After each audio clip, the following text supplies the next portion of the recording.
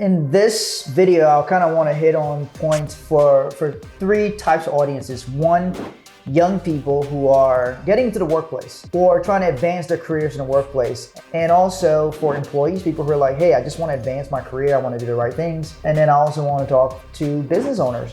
Anyone who pits anyone or anything against someone or something else has an agenda. It's like blue versus red. Yeah. And black versus white, or straight versus LGBT, all these different things. Yeah. So I think recently there's been a lot of pitting employees and employers against each other. Over many, many years, I think I've seen more and more people talk about, quit your job and start a business, or quit this thing. And it seems like instead of really unifying as a group to achieve joint goals as a group, as a company that comes together to provide a product or service, it's like when there's employees, there seems to be this seemingly creative battle between employees and employers. Is that something that you're seeing more and more of? Or you think that's just gonna always been that way? yes, I think I've seen more and more of it. And I don't know if it's maybe I'm more attuned to it, having been an employee and an employer. So kind of like seeing both sides. Anyone who pits anyone or anything against someone or something else has an agenda. It's like blue versus red. Yeah. And black versus white, or straight versus LGBT, all these different things. yeah, right? it's like pushing something and making the other the enemy. And then you have to look at like why? Why is that? People or things don't have to be pitted against each other. If you look at the good of all, like in a company, there's employers, there's employees. And they have to work together to build a company, to build the success of a company. If you look at red versus blue, Democrat versus Republican, they're all Americans and they have to work together to make this country a success. And so there is some kind of underlying agenda or reason of pitting employers and employees against each other. One is when somebody is, like if you hear a coach or somebody who is selling a product or a service about building your own business. Well, they're gonna say, quit your 9 to 5, blah, blah, blah. You need to like be your own person and be your own and blah, blah, blah. Somebody else may say, no, that's not a good thing. But you have to look at like, what is their intention? Who is giving this message and why? Yeah. And also I think there is a definite effort to create chaos and disagreement throughout the whole country in many ways. Employer versus employee is one. And then the other things we mentioned, black versus white, red versus blue. All the racial things, Yeah, kids versus parents. Instead of let's work together, there is chaos being inserted into the public to distract from something else. Yeah. So in this video, I kind of want to hit on points for three types of audiences. One, young people who are getting to the workplace or trying to advance their careers in the workplace. And I feel like they have it harder than their parents and in some ways their grandparents. They're not having to deal with like World War II, but certainly baby boomers had it much better than the generation today. Generation today are facing higher costs for everything. Most of them are staying at home longer. Then some of it is by choice, some of it is because economically they can't afford to, rent's going up, all these different things. So it's gonna make it harder and harder for them. I also think their emotional quotient, their emotional ability to handle things better, I think that could be worked on, and I do want to talk about that. People having kind of the mental strength and different things, and just EQ, the emotional quotient for workplace, for career activities, that sort of thing. I want to talk about that for that audience, and also for employees, people who are like, hey, I just want to advance my career, I want to do the right things, for those people. And then I also want to talk to business owners, people who own businesses and have a small business. They're wanting to hire people. They have to compete against larger companies, and they have to compete against finding the right kinds of employees. So I want to hit on those points from different perspectives. Now, first thing I want to do is, as a business owner with employees, because we own our business together and we run our business together, what are some of the biggest things that you've seen from your perspective in hiring people in our business? Well, there's a lot of things that we've learned. It's very, very important to have hats and posts, like the jobs, have them very clearly defined with what are the expectations, what are the tasks that that job is going to be doing, what are the skills that the person needs to do that position, and then how can they be demonstrated? So like one thing with hiring that we've learned is we can't just interview someone and talk to them and have them tell us what their skills are. We've learned that we have to have them demonstrate their skills because we've hired people before who said they could do a certain position and then they couldn't do it. So then we spent all this time trying to train and acclimate them to the position to learn that they really couldn't do the position. As we go, there's something called like cope and organize. You're coping, you know, you're getting things done as they need to be done. You're putting out fires, you're handling production, and then you're putting in some organization. Okay, this thing works well, this thing does not work well. Let's get it documented and make sure that we keep that in or keep that out. So the clearer that you can be about what a position is, what tasks are required, and what skills are needed, and then demonstrating, and then not only when you hire somebody, having them demonstrate that they could do the skill, but then you have to continue checking. You have to continue having measurable results to show that they can handle that role, and also providing resources for them and support and ongoing training so they can grow and develop in that role. So it takes a lot of time, effort, energy, right? All these different things. People don't realize the cost of hiring somebody and then the cost of a bad employee. And by bad employee meaning they could be non-productive, they could be like harmful, a toxic environment, and then they get weeded out. But first of all, anytime you want to hire somebody, you've got to then put out some sort of job ad, or you got to recruit them somehow. So there's a cost just to fill that role. Then there's going to be a period of time where the person has to then get acclimated to being in the role, where they have to learn, they got to study, they got to get up to speed before they can actually fully perform the task. Now, the thing is, they should come with some skill sets already, but then they have to get kind of grooved into the company, the business, all that stuff. And so that whole thing has a cost to it. And then when you hire somebody, there's the cost for payroll, of course, you got to pay the person. Then you got payroll taxes, so you got to pay taxes for hiring the person. Then you got all these different insurance and different things you got to have, and all these different things just to whenever you have employees. So you think all these costs prevent people from wanting to hire employees even though they need to? Because I see a lot of business owners are like, dude, I want to hire my first employee, but I don't even know when, I don't know how, I got all these different things I got to think about, and they don't end up actually going to do it because they don't know where to start. They don't know what kind of employee. Sometimes they don't even know what role they need to hire for. One of the things, the very first thing that we did when it was mainly you and I running the business is we organized and got clear on what are our different roles. What are our skills and talents? What are the different roles that function in the business? Like, the ultimate goal is the business has to make money to stay in business.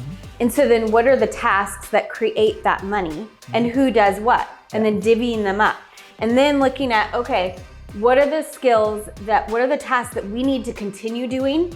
And what are some of the skills that we need help with, that we need to delegate? And then that's how you start determining, you know, what roles that you might hire for. And then you have to write up, okay, what are all the activities that I do in that job, in that role, in that task? It's like another full-time job. First of all, like, you're talking about putting an ad, you know, then you have to clearly communicate what the role is, and then you got to pay for the ad, and then you get resumes and you got to review the resumes, and then you got to interview the people, and then when you hire, then you got to train them, and on top of doing all of your tasks. So it can be a daunting, overwhelming thing for employers, or business owners, I should say, before they actually become employers. And then like, well, gosh, I already know how to do this. I might as well just do this myself. But there's only a certain point that you can grow by doing all of these tasks. Because if you look at your company like a flow, and like a line or a circle, because let's say people come into your business, right? And then they have to be scheduled or closed or whatever the flow is in your business. They come in, they have to get moved to the next section of your business, the next department, the next area, to get moved along to then get to that income. Yeah. And so if you're doing marketing and then somebody comes in and then you got to do sales, you're no longer doing marketing. And then when you're doing sales and then you got to deliver the thing, so then you're no longer doing marketing or sales. Yeah. And so if you have people in those different areas, it's a smooth flow that more production can be happening. Yeah. So you don't get stops on your flows. One of the things I do want to talk about is employees in a workplace. With baby boomers, there was a different level of working and production. And now I think a lot of millennials get a bad rap. Because a lot of people are like, millennials are lazy, millennials don't want to work, they've been coddled so much and everything. So I'm an advocate for young people going into the workforce and creating their pathway, creating their own careers. However, there are some skill sets that I find that are missing. And part of the skill sets that I find missing is in dealing with handling people. A lot of young people text all the time. And many, not just young people, lots of people text. It's easier to communicate something via text. So then the art of actually like talking to somebody is not like demonstrated. So that whenever there's an issue, people don't know about having communication to handle or resolve an issue. So they either like hold it inside or whatever, all these different things are. A previous employee who recently quit on their position. And I want to discuss that from the perspective of things that whenever you have that in a workplace, handling that as an employer, and also as a young person, what I think you should do. Because first of all, I think any job I either had, now I've gotten fired from jobs before. So that's like, I've gotten fired before and I was like, yeah, I deserve to get fired from that role. But any job I was leaving, I always put in a 2-week notice. Now, if I get fired and it was because I wasn't performing or whatever it is, I can take responsibility for that. Okay, I didn't perform and I got fired.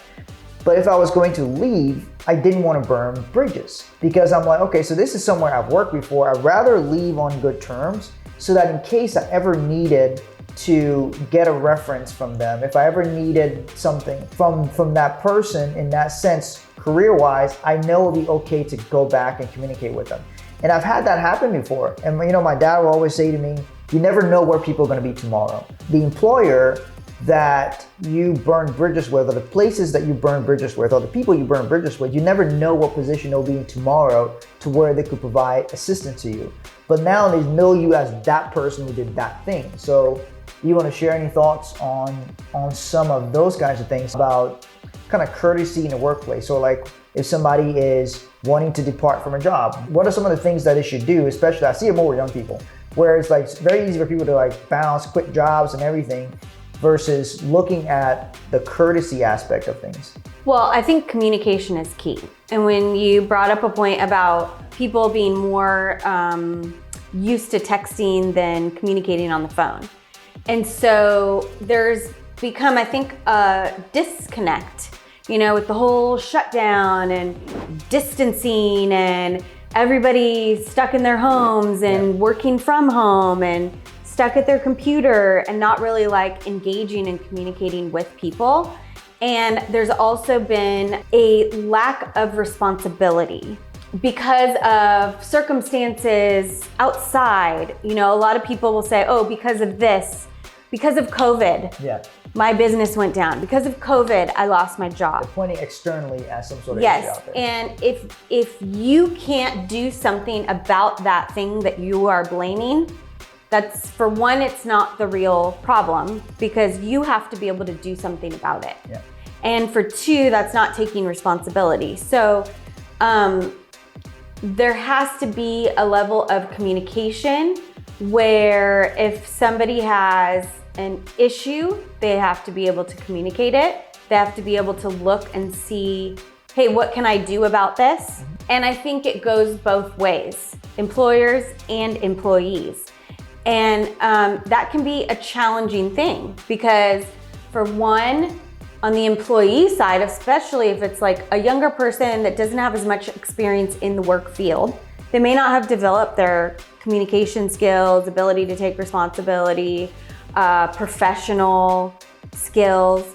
And sometimes it can be maybe intimidating coming to an employer and talking about something or bringing something up or whatever you may think will happen or won't happen.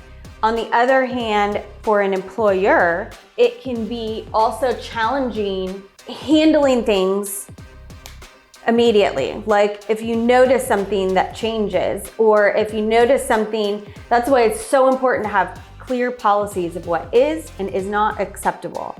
And then they have to be addressed right away. And sometimes it can seem like, hey, we want to have a fun, enjoyable environment, and maybe something changes with someone or something or production, but it's like easy to make excuses. It's easy to be like, oh, maybe that's not such a big deal. Oh, maybe I don't need to address that. I'm so busy with all of these things, I don't have time to handle this. Yeah. For anyone in any situation in life, if there is any kind of issue and you don't address it immediately, it will not handle on its own. It will most likely get bigger. It will most likely get worse, and it gets harder to handle. In my advice for people in the workplace is looking at how you can take 100% responsibility for your role and your impact and influence in the company, and to keep good communication. Now, I understand there's good employers, bad employers, good employees, bad employees. But overall, most people are good. Most people want to do a good job. Most people want to help others.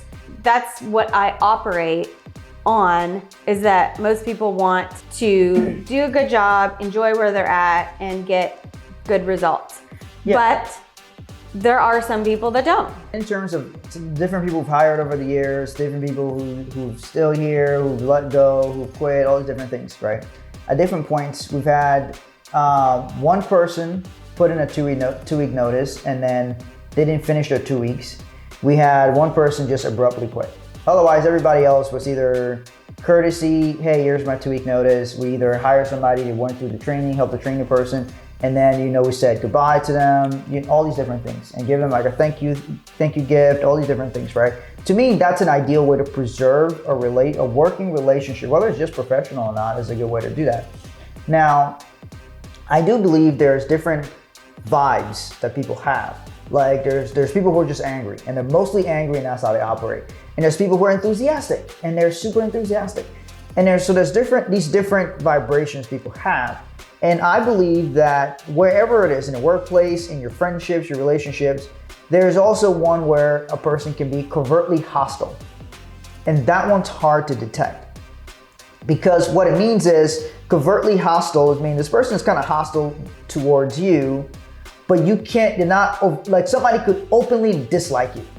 Like the people who openly dislike you, I feel like those people have, like, that's clear. The person doesn't like you, they say it, whatever it is, they are overtly hostile towards you. Yeah, it's not nice for somebody to be hostile towards you, but at least you know what that person's saying. The covertly hostile ones are the ones that are harder for you to be able to detect because they're covert about it, they're secretive about it.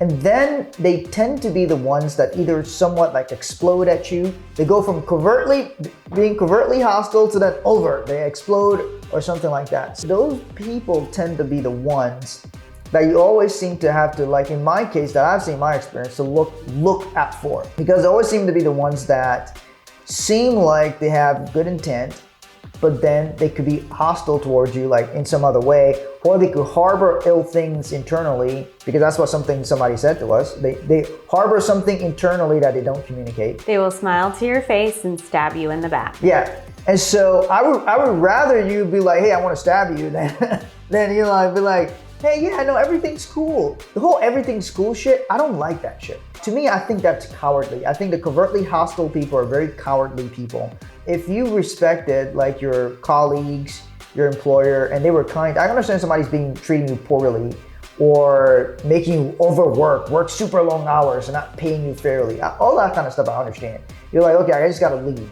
If you're being treated well in your environment, in your workplace, And then you have a responsibility to that group of colleagues. But if you're covertly hostile, and then one day you decide to become overtly hostile, and then you just bail out, I think that is very cowardly.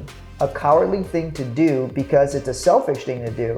And that's part of my concern about the perception of younger people, especially people under 25 and under. That's part of the perception for them, the self-centered and self-absorbed. I don't believe that's true, but sometimes they do act in that way, that I think it can give up that vibe that, oh, the person will just think about themselves, versus like, hey, let me take the consideration of the group, or let me take the consideration of my colleagues, or this different thing. What impact will some of this stuff have if I behave this way? I think that type of personality, covert hostility, it comes from somebody is trying to hide who they are. Yeah. They don't trust themselves, so they don't trust others. They don't trust others to be themselves with. And so they hide as long as they can. And then once they get found out, or once they can't hide anymore, then that's when it becomes overt. And so, I think that now there are some bad people with bad intentions, but I think because most people are good, because they don't know how to handle themselves, their emotions, their communication, they're trying to do a good thing of hiding. They're trying to not lash out, but then it becomes a poison. You've experienced this, I've experienced this in life, whether it's in workplace, whether it's a friend, a business partner. We had a business partner that we experienced that, who smiled to our face, pretended to be our best friend, and then turned around and stabbed us in the back, like in the worst fucking way possible. And it was so painful and so shocking. And there are people like that. But I don't think that all of them are bad people. I think they're trying to do a good thing because they don't know how to handle themselves, so they don't know how to handle other people. And they don't know how to communicate, and they don't trust themselves to communicate in a positive way. So it starts eating away at them. It festers and builds this poison, which then spreads to the environment. Because if you're doing an activity, you're talking to a person, if I'm talking to you and smiling to you, but I'm thinking I fucking hate you, then like that, I'm sending like this bad, negative poison energy to you. And if it's in a workplace, it can affect everything that person is doing. And that is where, as an employer, when you see anything change in mood, personality, energy, production, results, communication, any of that, none of it is just no big deal. It could even be somebody's having a bad day at home, and just acknowledging and saying, hey, how are you doing? And they might say, hey, you know, I'm having a really bad time at home, blah, blah, blah, whatever. Just having that communication and allowing that outlet can show care and concern, and have that person acknowledge it and then not affect their work. Or we've had where somebody did have something horrible going on at home with their family member, and we ended up sending them home for that day to like go and handle it. Because we care about people. We don't just want robots in here just doing tasks. We want people to thrive in this environment, and we want to grow and build and thrive together. And so that is tough and very dangerous, to have a secretly hostile person in your environment. And it happens in relationships, it happens with friendships. There's this thing where people say, there's this saying, pay attention to who doesn't clap when you're being celebrated, or something like that. So I don't know what the deal is with that, because it's like most of the time you're kind of looking at people who are clapping, and you know, in that situation, the reality is, a covertly hostile person, they will clap too. They will clap and smile. They will clap too, but then they'll go back and say other things towards that. And you should only work somewhere where you believe something in what they're doing. Like, I used to work at a shoe store, and it wasn't because I loved shoes. I did like the engagement with customers. I was working in sales, and I liked engagement with people, and I learned a tremendous amount. But I also looked at, hey, you know, what could I learn from being here? I learned a lot from being at the shoe store. I dealt with all kinds of different kinds of people. Even celebrities would sometimes come there. So I learned skills while I was at that job. And I think that if you're a young person, you really got to look at what skills you can pick up from any job you're at. whether it's administrative skills, communication skills, life skills. But I was always aware of what lessons should I be learning while I'm here. I'm like, I'm getting paid to do these tasks, so I might as well be learning something while I'm here. And then, because I may be here a long time, I may be here a short time, but most places I was at, I worked there for a number of years. Learn things, take skills, all these kinds of different things. So I feel like people change jobs so frequently, they don't build enough momentum, they don't build enough history. They're like, you go back for a reference and they're like, yeah, the guy was here for 6 months, and then they're like, we barely knew him. So it's like, it's interesting that a lot of people switch so many times in their careers, they don't build this career history to where they're like, I worked at this company for a number of years. Here's what I did while I was there. These are the things that I did. You can call them for a reference and they give you a great character letter. That sort of thing to me would be the ideal way to navigate through life. Young people who do that will find themselves at a great advantage in the marketplace. I think they will command more money because they will show loyalty, different things like that. And employers look at that. They'll look at it and say, okay, this person worked here for a number of years, worked at this other place for a number of years, versus they only lasted 3 to 6 months in every place. They're like, dude, what happened? Was it the businesses or was it you? Because you're the one who bounced every 6 months from place to place. You're transient. And then they look at that and be like, okay, are you going to be transient here? Am I going to spend all my time and effort training, developing you just so you can build 6 months from now? Like, I don't want that. People shoot themselves in the foot inadvertently from that perspective. So, all right, anything else you want to add before we wrap up? On both employer and employee side, whatever you're doing in life is that you should be able to take full responsibility for your actions and your results. What do you want to create in your business? What do you want to create in your role? What do you want to what do you want to create in whatever it is that you're doing? And are you doing the actions that it takes to get there? Are you being the person who does the actions that gets the results? And just always looking at, because if it's something that someone else is or isn't doing, it's outside of your control. So always look at, what can you do to control your results? Yeah. And the last thing I'll say is I see a growing trend with people hiring overseas for like administrative type roles, all these different things. The Philippines is a place where people hire a lot. They have a 12-hour difference from like Eastern Standard Time. So I'm seeing that more and more and more. And I think it's a response to things like that in a workplace where people are like, hey, it may be easier, it certainly is cheaper to hire somebody who lives in the Philippines. And a lot of them will have families and are super grateful and thankful to have a stable employment in there. And I think that trend has been growing over the last few years. It's a returning trend. Yeah. Because it was happening before. Yeah. Before 2016. Yeah. After 2016, leading up to 2020, yeah, it was returning to jobs and opportunities being returned to America. Yeah. And there are some very specific things that caused that. Yeah. After 2020, that trend has returned. Yeah. And I'll let you, think of what those things could or could not have been. But it's just it's a fact of stats. Yeah, and I'll say that I think that a lot of companies are more and more open to the idea of that returning trend. We've never hired somebody overseas before. We're certainly considering that now. We've had friends and other business owners that we know who have and have been very happy with the results.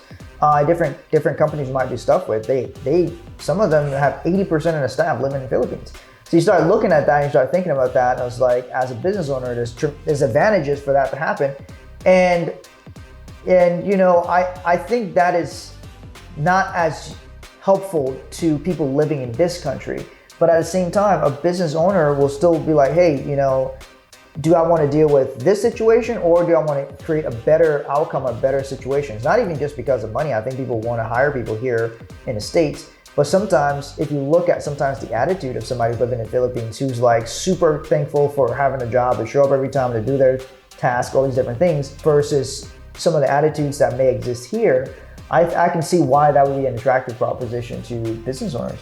And it's becoming easier and easier to do it. There's a whole standardized process and everything behind it. So I just think that all around, employees and employers should look at all the different ways that they can work together for the common good, for affluence and productivity, and creating a successful business environment, because a successful business ends up supporting the people that work there. So obviously, anywhere you work, you'd want that business to be as successful as possible because it is helping you to do the things you want to do, whether you're an employee or you own the business. All right, well, thanks for watching this episode. If you have any questions, leave us questions, comments, let us know what you liked. Let us know if this is things you've seen in the workplace before. How have you experienced, if you're an employer, how have you experienced hiring people? What are some of the challenges that you're having when it comes to hiring people, finding the right people, keeping people, motivating people, tracking how well the person is performing? And if you are an employee, what are some of the things that you look for in a company, in an employer? What are some of the things that are important to you? All those are things that we want to hear about and know about from you. So feel free to drop comments, let us know, reach out to us. And thank you for watching. We'll see you next time.